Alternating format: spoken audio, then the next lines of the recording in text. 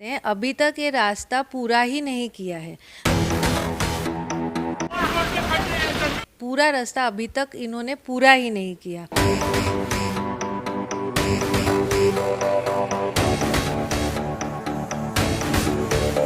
कि ये यहाँ पे रिटेनिंग वॉल की तरतूद नहीं की गई है, तो आपने वो ठेका लिया ही क्यों?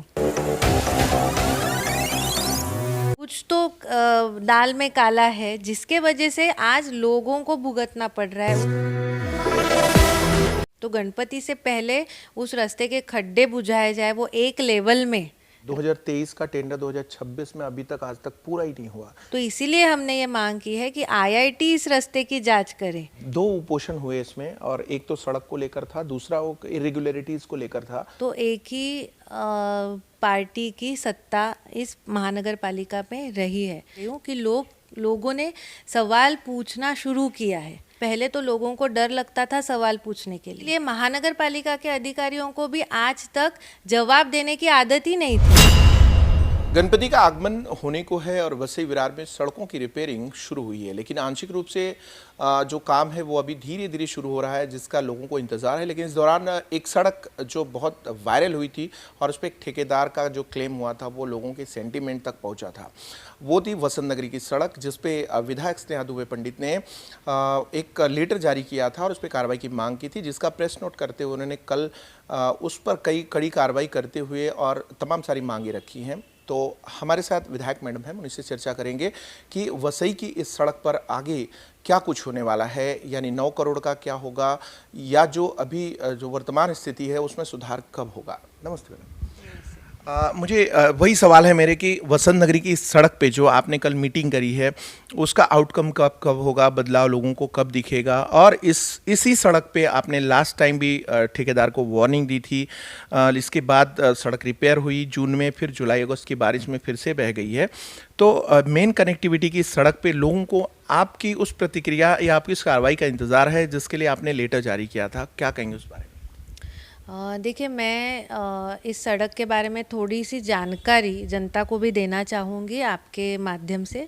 ये जो वसंत नगरी एवरशाइन गेट से लेके ईस्ट वेस्ट का जो ब्रिज है, पूर्व पश्चिम को जोड़ने वाला ब्रिज है, वो जो रास्ता है वो मुझे लगता है 2.5 साल पहले इसका टेंडर निकला था और लगभग 9 से 11 करोड़ के आसपास कुछ टेंडर अमाउंट थी। मुझे अभी एग्जैक्ट फिगर नहीं याद है, लेकिन और 3 साल का डीएलपी पीरियड था।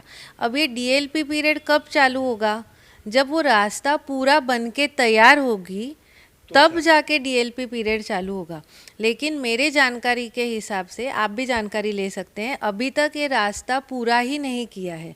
वर्क कंप्लीशन का सर्टिफिकेट जो ठेकेदार को देना रहता है महानगर पालिका ने, और फिर उसका बिल का सारा अमाउंट, टोटल फाइनल बिल जो उसको पेमेंट करना रहता है, वैसी प्रोसेस अभी तक हुई नहीं है। इसका मतलब ये है कि ये पूरा रास्ता अभी तक इन्होंने पूरा ही नहीं किया।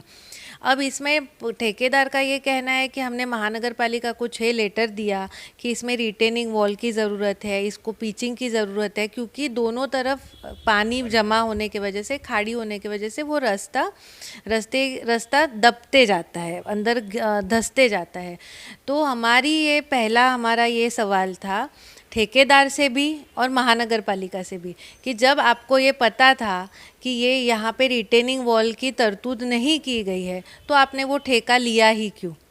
बराबर। और दूसरा सवाल महानगर पालिका को ये था कि जब रास्ते की ज़रूरत है, कि उधर रिटेनिंग वॉल की ज़रूरत है, वहाँ पे पिचिंग की ज़रूरत है, बिना रिटेनिंग वॉल या बिना पिचिंग, जो भी टेक्निकल जो भी ज़रूरत उस रास्ते की है, उसके बिना वो रास्ता धंसते ही जाएगा।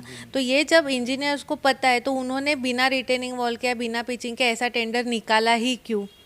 पैसा बचाने की कोशिश कर रहे थे क्या करने की कोशिश ये कर रहे थे? मतलब पैसा, यहाँ पे कुछ तो गड़बड़ है, कुछ तो दाल में काला है, जिसके वजह से आज लोगों को भुगतना पड़ रहा है उस रास्ते के ख़राब होने के वजह से।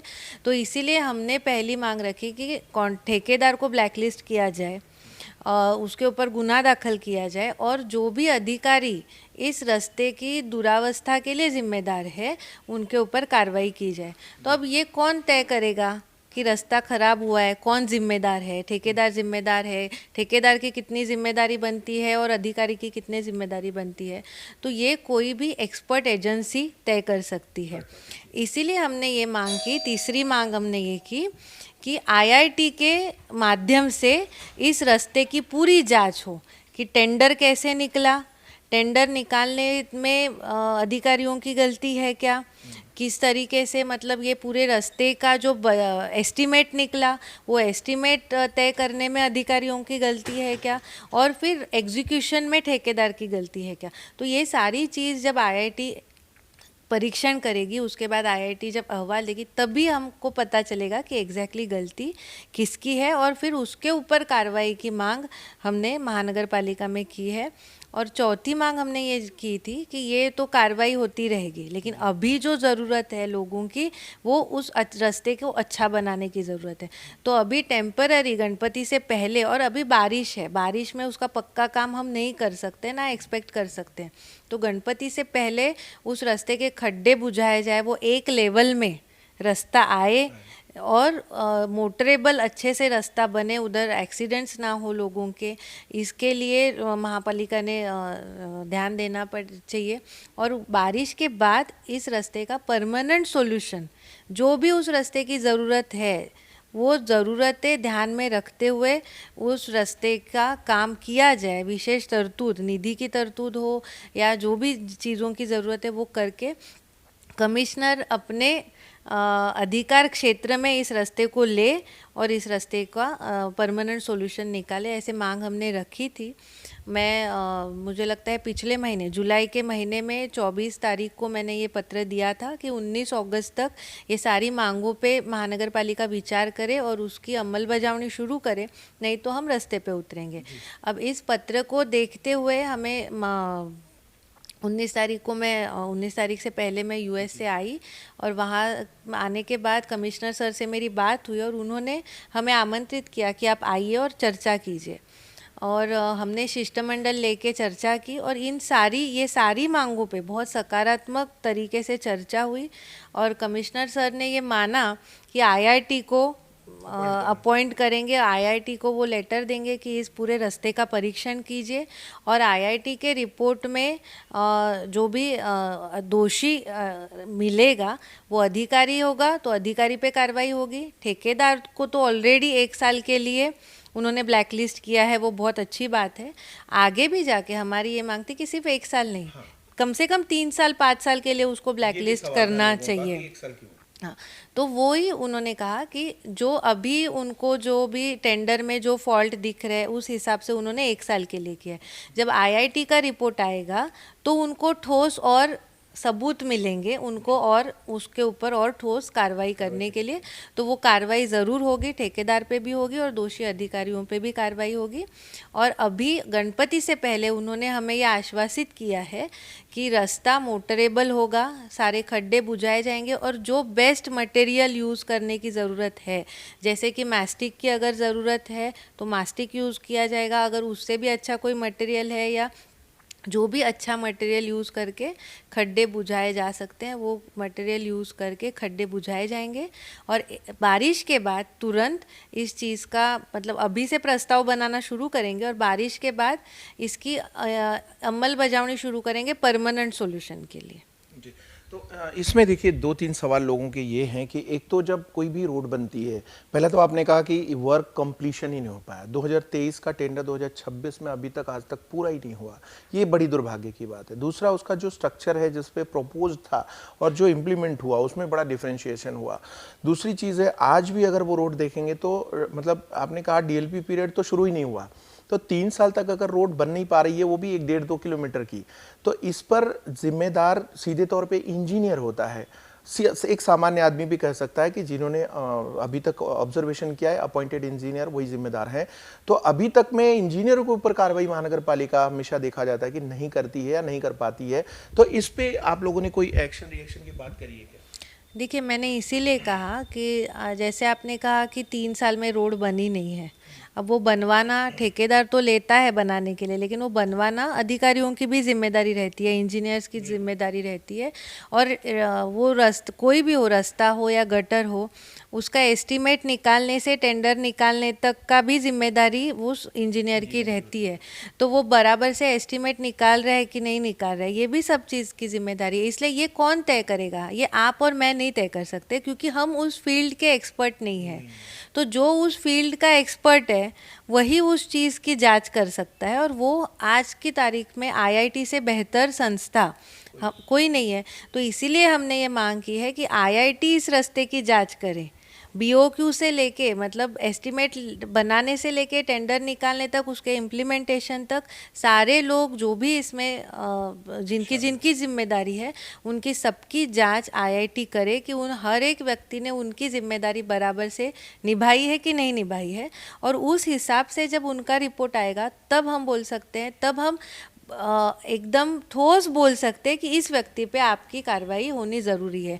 आज हम हवे में किसी को भी जिम्मेदार नहीं उसको ठहरा सकते। इसीलिए इस रिपोर्ट की हमने मांग की है, और कमिश्नर सर ने उसको इस विषय के गंभीरता को समझते हुए आईआईटी के पास उन्होंने भेजने के लिए वो तैयार हुए हैं। वो तुरंत अभी ये हफ्ते में, अभी सब छुट्टी चल रही है रक्षाबंधन की वगैरह, अगले हफ्ते में मेरे ख्याल से उनका भी लेटर जाएगा, और आईआईटी के रिपोर्ट के आने के बाद फिर हम आगे का उसका जो भी स्ट्रैटेजी है कि इसके लिए क्या करना है वो सोच सकते हैं और उसके ऊपर काम करेंगे। एक बहुत कॉमन सी बात है, दो उपोषण हुए इसमें, और एक तो सड़क को लेकर था, दूसरा वो इरेगुलरिटीज़ को लेकर था, जिसमें कि दो एक्टिविस्ट बैठे थे। उनको अभी लिखित में कुछ आश्वासन भी मिला है महानगर पालिका से। तो ये जो बेसिक चीज़ें हैं जिसको उनको इम्प्लीमेंट करना चाहिए, उसके लिए उपोषण करना पड़ रहा है। तो ये रिजिडनेस जो आई है सिस्टम में, वो क्यों आई है? अब आज की डेट में महापौर भी हैं, आमदार भी हैं, खासदार भी हैं, और चुने सारे नगर सेवक भी हैं, लेकिन सिस्टम में बदलाव लोगों को कब समझेगा? ये कहाँ पे मजबूरी आ रही है और कौन इसको सुधारेगा? देखिए, मेरे ख्याल से अगर आप वसई विरार का इतिहास देखेंगे, पिछले मुझे लगता है महानगर पालिका स्थापन होने के बाद से ही, तो एक ही पार्टी की सत्ता इस महानगर पालिका में रही है। मैं ये बहुत ही सकारात्मक तरीके से इन सारे आंदोलनों को देख रही हूँ, और ये माहौल को देख रही हूँ कि लोगों ने सवाल पूछना शुरू किया है, लोग रास्ते पे उतरना शुरू हुए। ये हमारे भारत एक लोकशाही मानने वाला देश है, सबसे बड़ी लोकशाही हमारे भारत की है। तो इस लोकशाही के देश में लोकशाही के तरीके से, संवैधानिक तरीके से अगर कोई आंदोलन कर रहा है, कोई आवाज़ उठा रहा है, तो बहुत अच्छी बात है। पहले तो लोगों को डर लगता था सवाल पूछने के लिए, लोक प्रतिनिधियों को सवाल पूछने के लिए लोग डरते थे। आज भारतीय जनता पार्टी के खासदार, भारतीय जनता पार्टी के आमदार आने के बाद वसई विरार का माहौल बदला है। लोग आलोचना करने लगे हैं, लोग पूछने लगे हैं, लोग बातें करने लगे हैं। ये अच्छी बात है, और इसीलिए महानगर पालिका के अधिकारियों को भी आज तक जवाब देने की आदत ही नहीं थी। कोई पूछने वाला ही नहीं है तो क्या जवाब देना है, सब अपनी मनमानी करनी है। तो अभी उनको, लोगों को भी जवाब देना पड़ेगा, उनको लोक प्रतिनिधि को भी जवाब देना पड़ेगा, उनको आमदार को भी जवाब देना पड़ेगा, उनको खासदार को भी जवाब देना पड़ेगा, और ज़रूरत आने पे हमारे जो ऊपर बैठे हुए हैं पालक मंत्री महोदय, वो भी सवाल पूछेंगे, उनको भी जवाब देना पड़ेगा। तो इसीलिए उत्तरदायित्व की जो भावना है वो अभी मुझे लगता है महानगर पालिका के अधिकारी सीख रहे हैं, और उनको वसई की जनता सिखा रही है। वो बहुत अच्छी सकारात्मक बात है। बहुत बहुत धन्यवाद। कई सवाल जो बेहद गंभीर थे और आपके सवाल थे, इस पे हमारी बात हुई है, और अभी तक जो सिस्टम में क्या कुछ हुआ है उसके तमाम जो अपडेट थे, पॉइंट्स थे जिस पे आप सवाल पूछते हैं, वो सवालों का जवाब मैडम दे रही थी और आपने सुना है। अब रही बात बदलाव की, तो अब इसमें गणपति के आसपास की चीज़ें जो बताई हैं उसमें कुछ बदलाव दिख सकता है। खैर फिलहाल वसई विरार में बदलाव और उसकी प्रक्रियाएं जारी हैं, और आप लोगों के सहयोग से कई आंदोलन भी हुए, और धीरे धीरे उस पर भी सिस्टम जो है वो धीरे धीरे अपने आप में आत्मसात कर रहा है, बदल रहा है और एक्सेप्ट कर रहा है, और उसमें बदलाव आने की उम्मीदें हैं। खैर फिलहाल आपकी अपनी राय, इन पूरे विषय पर आपकी अपनी राय बहुत ज़रूरी है, और आप अपनी राय कमेंट बॉक्स में देख सकते हैं। हमसे जुड़ने के लिए आप सभी का बहुत धन्यवाद, आभार। जुड़े रहें, देखते रहे मेट्रो सिटी समाचार।